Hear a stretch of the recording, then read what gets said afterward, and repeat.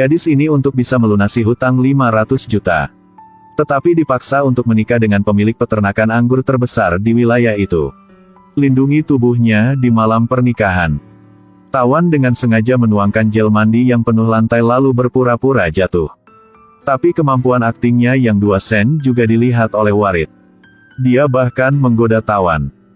Kemudian dia mengatakan dengan Tawan bahwa malam ini dia akan tidur di sofa. Aku akan tidur di sofa. Malam ini kamu tidur di tempat tidur ya. Tapi pada pagi kebesokan hari, saat melamun, Tawan menyentuh ke dada sang pria di sebelahnya. Mengancamnya dengan ketakutan. Di hatinya berpikir, aku berpikir kamu bilang kamu tidur di sofa aja. Sungguh pembicara yang tidak menepati janjinya. Tapi Warid dengan nakal menjawabnya bahwa tidur sofa tidak bisa nyaman daripada di tempat tidur. Terlebih lagi, ada seorang wanita cantik di tempat tidur. Dia bahkan dengan antusias mengajak Tawan untuk tinggal di tempat tidur bersamanya untuk sementara waktu. Saat ini Tawan menerima panggilan telepon dari seorang pria. Setelah dengar dia panggil Mas Mike, Warid juga tahu orang yang di ujung itu adalah siapa. Itu sang pria sudah mencium Tawan pada malam itu. Mike mengkhawatirkan Tawan dan menyarankannya untuk segera menceraikan Warid. Hal ini membuat Warid merasa kesal.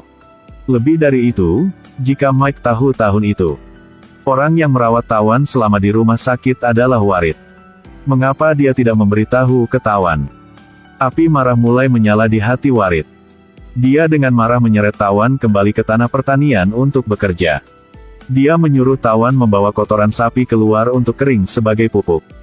Bagaimanapun, Tawan adalah gadis di keluarga kaya, dia tidak pernah terlibat dalam pekerjaan yang berat seperti ini.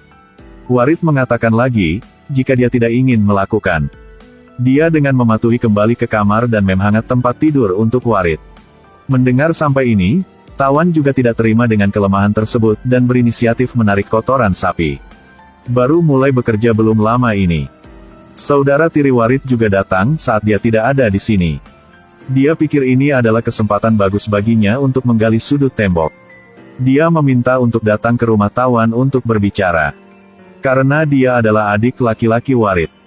Jadi Tawan juga tidak berdaya melawannya. Bahkan tuangkan air dan undang dia untuk minum. Tidak terduga, dia mulai menggerakkan tangan dan kaki dengan Tawan. Untungnya, Warid kembali tepat waktu. Dengan begitu, dia tidak akan membiarkan adiknya mencapai tujuannya. Setelah itu, dia bilang satu kalimat. Jangan mengikuti istriku lagi. Jika tidak, aku akan memberimu wajah yang indah. Apa yang harus ditakuti? Hanya menjadi satu sisi tidak akan melakukan apa-apa. Aku bencimu. Tadi, Tawan tidak memiliki tindakan pencegahan. Bawa pulang saudara tiri Warid.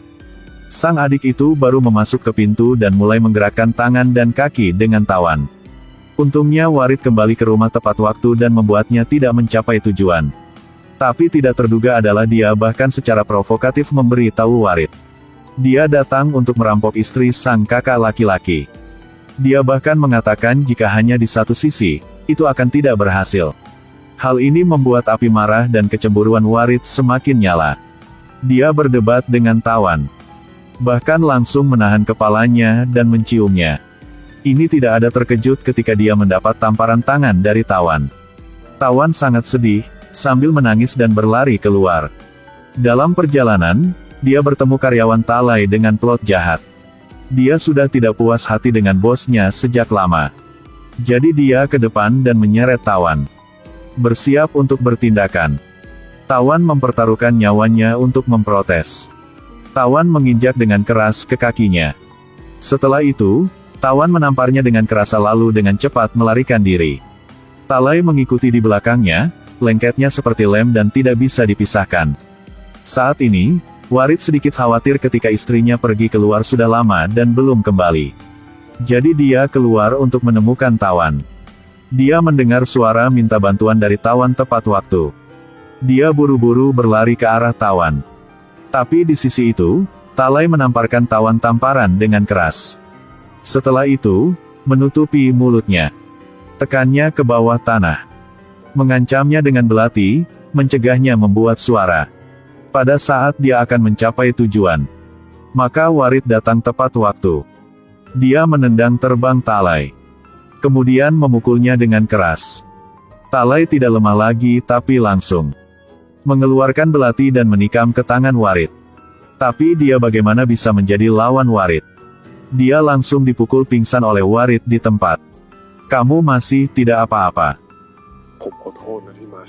Maaf ya, aku sudah tiba terlambat.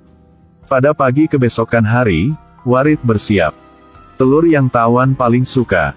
Setelah makan sepotong, dia merasa rasaan ini sangat akrab. Tanpa sadar mengingat 2 tahun lalu, saat dia masih sedang di rumah sakit. Dia juga makan tahu yang diisi dengan anggur.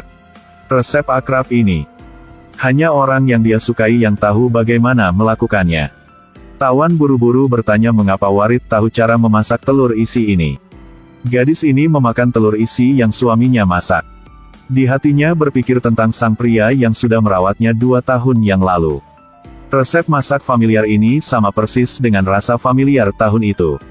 Jadi dia dengan buru-buru berlari untuk bertanya suaminya mengapa suaminya bisa masak makanan ini. Warid bilang itu hanya cara memasak biasa. Tawan tidak percaya. Karena metode memasak seperti itu hanya bisa dilakukan oleh seseorang yang dia sukai.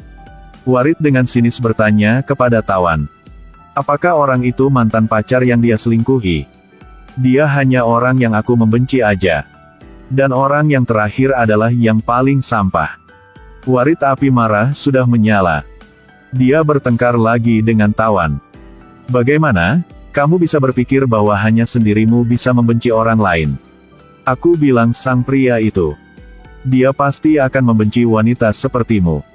Tindakannya membuat Tawan sangat sakit hati.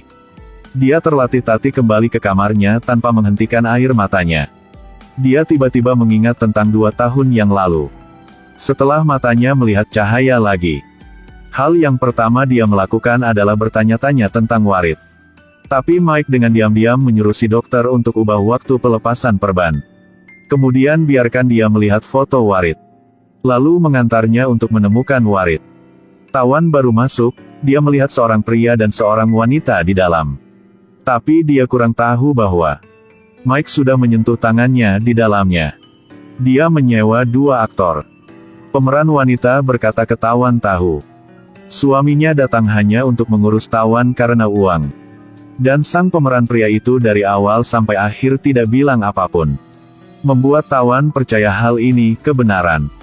Dia bersumpah dia harus lupa Warid. Tapi di pihak itu, ketika Warid menerima kabar bahwa Tawan keluar dari rumah sakit lebih awal, segera dia buru-buru berlari ke rumah Tawan, tapi ketika dia sampai, dia melihat adegan yang membuatnya sangat sakit hati. Dari sini juga kedua kesalahpahaman menumpuk. Berpikir sampai ini, lalu berpikir ke adegan yang terdebat tadi pagi. Membuatnya sepanjang hari tidak senang. Warid sangat khawatir, dia menyuruh pelayan untuk bersiap makan malam yang lezat. Kemudian juga dengan ramah memberikan obatnya. Sulit bagi 2 orang untuk memiliki kesempatan yang damai dan hangat bersama. Setelah sehat, Tawan datang untuk membantu warung makanan rumahnya.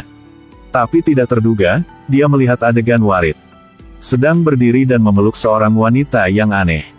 Namun dia dan Warid hanya suami dan istri dalam nama. Tapi ketika dia melihat adegan ini, di hati Tawan masih merasa tidak nyaman. Di luar, berpura-pura seperti tidak terjadi apa-apa. Sang wanita itu melihat begitu segera tersenyum dengan puas hati. Sang istri melihat suaminya sedang berdiri dan memeluk wanita lain. Tidak hanya tidak lari ke sana untuk bertanya-tanya, tetapi juga pergi tanpa ekspresi. Melihat Tawan dengan sedih pergi. Inilah yang ingin dilihat gadis jahat ini. Nanti, Warid memperkenalkan sang gadis jahat ini untuk Tawan tahu. Di saat percakapan, Tawan menemukan gadis ini adalah orang yang membebaskannya. Sebenarnya, tadi ada seorang pria sesat mencuri foto Tawan tapi dihentikan oleh gadis ini. Mendengar tentang Tawan di foto, Warid segera sangat marah. Dia memarahi Tawan mengapa tidak memberitahu ke dia. Maka, aku melihat kamu ada tamu, jadi tidak ingin mengganggu mereka kedua. Siapa yang memberi kamu hak untuk memutuskan apa yang mengganggu aku dan apa yang tidak? Lalu, kamu adalah istriku. Tidak peduli apa yang terjadi, kamu harus memberitahu aku. Keren banget bos ini melindungi istrinya seperti itu.